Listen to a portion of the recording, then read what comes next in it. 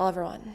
Today we're going to be discussing 3 smaller cases of people who disappeared without a trace from across Canada. One was last seen at a gas station, the other at a bus stop in the late hours of the evening, and the other at a club. And all are unsolved and deserve more coverage.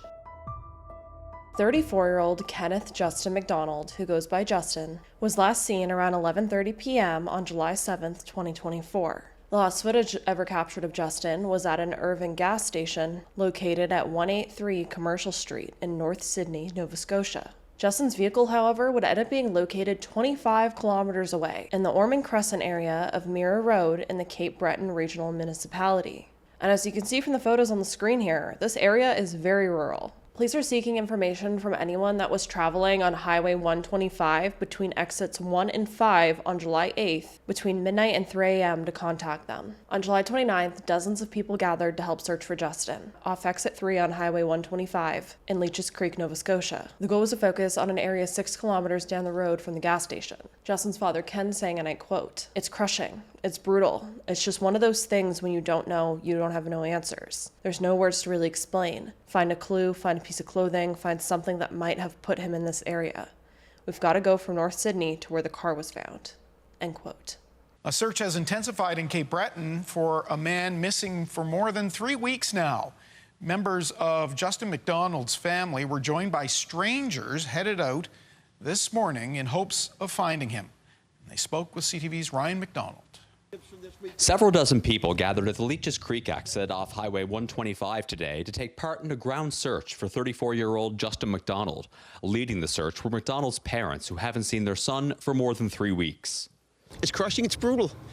You know, it's just one of those things when you don't know and you have no answers. It's just, there's no words to really explain. MacDonald has been missing since July 7th. Cape Breton Regional Police say he was last seen at about 11 that night at the Irving gas station in North Sydney. Today's search focused on an area about 6 kilometers down the road, but efforts to find the missing man have already spread further from his last known location.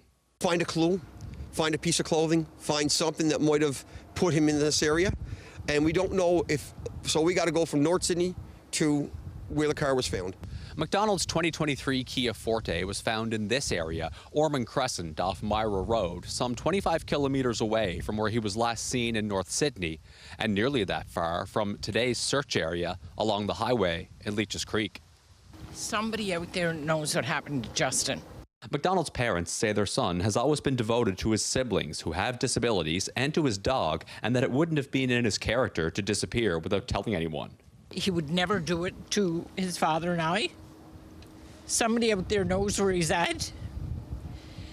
And whether he met with foul play or not, we want his body back. Thank you for helping us try to find our son. That's basically all I got. Now, this is a case that I had multiple requests to cover, and at this time there isn't a whole lot of information on it, but Justin's family is adamant that he would not run away, saying he's devoted to his siblings who have disabilities and to his dog, and he would never leave his dog home alone to starve. It's been more than a week since Ken MacDonald spoke to his son. 34-year-old Justin MacDonald was last seen here at the Irving on Commercial Street in North Sydney at around 11 p.m. on July 7th. I'd never want to see anyone experience what we're feeling right now. From the air and on the ground, police and search teams have been looking for MacDonald, but his whereabouts are still unknown. It's hard as heck, and my wife, my other kids, it's hurting. Police located Justin's car last week in a wooded area about a half an hour from his home. A person who lives nearby told CBC the car was burned, but police would not say what condition the vehicle was in when it was found. Justin and I were close. We had a lot of conversations when need be. Gordon MacDonald is Justin's uncle. He says it's not like his nephew to just disappear. I'm extremely shocked. For the kind of character Justin was, he wasn't the kind of character to find himself in bad places or in bad situations. Police have wrapped up their search here on Ormond Crescent, but community-led searches are currently underway, organized by family and friends. Ken MacDonald says his son is someone who is community-minded, loved spending time at the baseball field with youth in the community. He had no kids of his own. He has a dog. His dog's name is Hannibal. That's his baby. So when he didn't come home to look after his baby, just doesn't add up. But as a person, yeah, he's a great person. MacDonald is described as 5'9", 240 pounds, with sandy blonde hair and green eyes. His family is urging anyone who knows anything, no matter how small, to come forward. There's no such thing as bad information, and right now we need Justin. We need our son. Police say anyone with information can contact their non-emergency number or anonymously through Crime Stoppers. Kyle Moore, CBC News, Sydney. From all accounts, Justin doesn't seem like the profiles in a lot of these cases that we cover where someone may have been intoxicated or doing drugs before they disappeared. There's no mention of him being an addict. There's no mention of him partying before he disappeared. He was at a gas station and then just vanished. Which reminds me of the case of Corey Westcott, who was also last seen at a gas station, but he was on the way to go meet a friend. As we heard in the news reports as well, there's rumors that Justin's vehicle was found burned. So what happened to this man after he left the gas station? Who would want to do something to someone who was described so highly? Did Justin have an enemy? Was he involved in something that his family didn't know about? But I agree with the family. I don't think he just vanished on his own accord. Clearly, someone is involved in this other than just Justin. Someone did something to him, or someone took him somewhere, but who and why? Justin is described as 5'9" tall, around 250 pounds, with blue eyes and dirty blonde hair. He was last seen wearing a greenish blue sweater, dark blue shorts, and white sandals. His vehicle is a blue Kia Forte with license plate FYZ 715. 17-year-old Jesokah Adkens was born May 5th of 1984 to her parents Jocelyn and Clayton, and she had a brother. Growing up, Jesokah was raised on Vancouver Island and attended Edward Milne Secondary School. However, she seemed to struggle in school. A former guidance counselor telling the Times Colonist, and I quote, "She wasn't ever an Edward Milne student, really. I registered her, and I broke every rule there was to try and find out what program she would fit into. Teachers were so flexible with her, but it just didn't work for her. I'd hear this little knock on my door, and she'd say, 'Miss Harris, have you got a minute?' And I would always say yes. We had good chats and talks, and that was that. I wouldn't have forgotten her even if she had gone on to graduate. Actually, I would have been thrilled, but that was not to be." End quote. Despite this, Jesokah did have a lot of friends. She also had a steady boyfriend, and she was in some capacity, I guess, attending high school. And even though she was still a minor, in August of 2001, Jesokah ended up moving in with one of her best friends, and she'd recently gotten a German Shepherd puppy that she'd named Daphne. Despite moving out of home so young, Jesokah was still very close with her parents and her family. From all accounts, she had a very good relationship with them, and she was always in constant contact. Now, others have said that Jesokah's life wasn't so picture perfect. One of Jesokah's friends, named Clara Johnston, being quoted saying, and I quote, "Don't get me wrong, her parents loved her to death. They weren't bad to her. But Jesokah left home when she was 14 or 15 because she wanted to be out with friends and she liked to party." End quote. Clara's mother, Tommy, said, and I quote, "She hung around with some of the worst people, all the bums. She'd sit under the trees and talk with them for hours. There was a whole crew of them. They'd call themselves the Skids, and they drank, did drugs, and were taken advantage of by older men who supplied them with alcohol and drugs."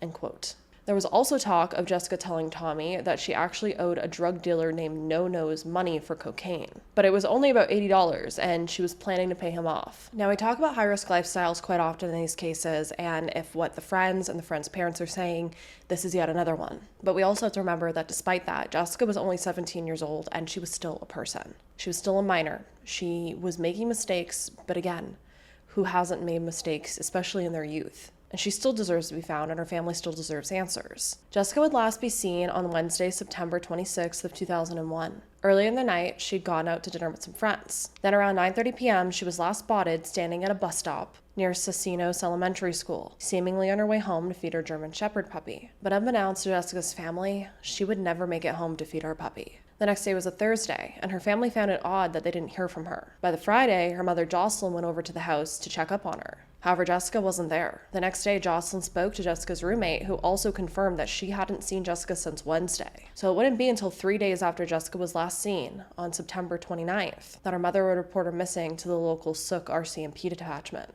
Immediately, police surprisingly suspected foul play. Jesokah had actually left her backpack along with her identification at her house. Money in her bank account also remained untouched, which was also another big red flag. On top of that, she would have never left her puppy alone in the house like that for days on end. Anytime in the past when she'd gone somewhere for an extended period of time, she'd brought the puppy over to her parents' house to be watched. Her father Clayton backing this up by saying, and I quote, "She has a little puppy. If she was going to go off to some place, she would bring the puppy here for us to look after. She didn't do that."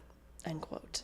Which most likely means she was intending to go home that night. However, for some reason or another, she didn't get home. Police began by interviewing the bus driver who was working the route that Jesokah was waiting to take that night at that bus stop. However, the bus driver said he didn't recognize Jesokah, which most likely meant that she didn't board the bus that night because, especially late at night in a smaller town like that back then, there wouldn't have been that many passengers getting on and off the bus, so you'd think that the bus driver would have recognized Jesokah. While interviewing multiple other individuals, police also launched searches in the wilderness surrounding Sooke that extended as far as Port Renfrew. However, still nothing was found. Tracking dogs were brought in, helicopters and dive teams as well, since she disappeared not far from the ocean. Teens from the local high school also took the day off and helped search. A conservation officer was also called in case Jesokah had been killed by something like a cougar. But all these efforts turned out to be dead ends. But days turned into weeks, weeks turned into months, and months turned into years. Hundreds of leads would be looked into. People would continue to be interviewed, but Jesokah's family continued to get no answers, and police began to get frustrated. It begged the question, was there a killer walking among them that was kidnapping young teenage girls? Jesokah's father, Kait, saying, and I quote, "We're so bruised and beaten, we don't even want to talk about it. This was just a young girl that was taken from us. Every night I deal with it. All I want to do is find my little girl." End quote. Her mother, Jocelyn, saying, and I quote, "It's been 20 years. I think the opportunity has come and gone. There was an opportunity, and I think we missed it." End quote. Jesokah's parents would eventually build a roadside memorial for her and planted pansies and daisies. The bus stop that Jesokah waited at the night of her disappearance has since been moved, but her memorial still sits there. Now, I also did see that Jesokah would often hitchhike, so it makes me wonder if the bus was taking too long that night and someone offered her a ride, did she possibly take it? In my opinion, it clearly seems that there are people out there who know what happened to Jesokah, but just aren't talking. One anonymous resident saying, and I quote, "People have a pretty good idea of what happened and who all knows about it, but I'm afraid to give you any names or information. I can't prove any of it, and honestly, I'd be afraid if they would come after me. Let's just say there are some prominent people involved." End quote. Now, I truly do hope continuing to talk about Jesokah's case will eventually lead to answers. It seems like her family is just kind of overwhelmed at this point because it's been so long and no answers have come, and I completely understand that. So I truly hope us continuing to talk about Jesokah's case and spreading the word on it will hopefully lead to someone coming forward and saying something that could lead to answers. So with all of these cases, if you could please do your part. Jesokah is described as a white female standing 5 foot 5 inches tall, around 110 pounds, with long, straight blonde hair and blue eyes. She was last seen wearing a black pullover, blue jeans, black running shoes, and a Doors t-shirt. 30-year-old David MacDermott would last be seen around Saturday, November 9th, 2002, in Kitchener, Ontario. He was described by family as a charmer, fiercely loyal to his friends, whose world revolved around those closest to him. He was also described as handsome, as he'd modeled on occasion. He made friends easily and enjoyed a vibrant social life. David also often did odd jobs for work, from everything from construction to hairdressing. The night David went missing, he was out celebrating a friend's birthday and was last seen at Club Renaissance as he danced and partied. However, later that night, he had plans to go pick up some hockey gear from his ex-girlfriend around 3 a.m. However, David would never show up. The next morning, David's cousin showed up to his house to pick him up so that they could go play hockey as they'd planned. However, David wasn't home, and his vehicle was missing from the driveway. His family then tried to knock on the door, but they got no answer. And eventually, his dog would end up being found running loose in the street. The cousins then called David's sister to let her know what was going on, saying that they couldn't find her brother. His sister, Colleen Stevens, saying, and I quote, "The last time I saw Dave was on the night he disappeared. I went over to drop off a bottle of wine and to prepay him for the haircuts he was going to do on my son and husband." End quote. As soon as Colleen found out that no one could figure out where her brother was, she began calling around to his friends to see if he'd crashed on someone's couch after going partying that night, and maybe his phone had just died so he couldn't contact anyone. But every time she called, she got the same response, that no one had seen him. Colleen also claims she would go ahead and call the house phone of the home that he was renting with his roommates. However, when David's roommate answered the phone, she claims he said, and I quote, "Dave no longer lives here. Stop fucking calling the house." End quote. After spending a few days trying to find her brother on her own with the family's help, she realized that police needed to get involved, that they couldn't figure out where he was, and so a missing persons case was filed. Unknown to Colleen, several months before David had vanished, a warrant was put out for his arrest for alleged assault charges. So when she ended up reporting him missing, police weren't looking at him as a missing person, but as a wanted person. So his case wasn't really getting investigated, which was extremely frustrating. Eventually, the property owner of the home that David was renting, who he had actually known for decades, would come out to say that the night that David disappeared, he returned home from the bar, packed up his belongings, his dog, and a large wad of cash, and told him that he was really done this time. and he left. However, as I said, David's dog was found running loose in the street, so that story doesn't really make sense. In January of 2003, David's Mustang would end up being found covered in snow in a parking lot of an apartment complex not far from his home. Despite this, family still felt like the police were pretty much just listening to the landlord's story and not actually looking at their brother as a missing person. But they knew in their guts that something was wrong here. David wouldn't have just left his dog to run loose if he was taking him somewhere to run off somewhere. And if he was running off somewhere, why was his car found only a block or so away from his home? It wouldn't be until 2008 that police would finally reopen David's case as a homicide. Police saying, and I quote, "We have received some new information that had come forward suggesting that David may have been murdered and this was a homicide. And what we did was conduct an extensive investigation and worked with that information for several months." End quote. The home that David had lived in had since been sold at this time, but police were allowed by the new owners to search the home. They ended up finding a mechanic's hole in the floor of the garage that had a large plastic sheet with an unknown substance on it. However, when forensics was conducted, it came back inconclusive. David was said to frequent several of Kitchener and Waterloo's establishments, including Roxanne's, Club Renaissance, the Silver Spur, and Howl at the Moon. Police saying, and I quote, "Sadly, the MacDermott family has been waiting 20 years for some form of closure regarding the whereabouts of David. We join them in appealing for anyone with knowledge about the disappearance of Mr. MacDermott to come forward and provide that information."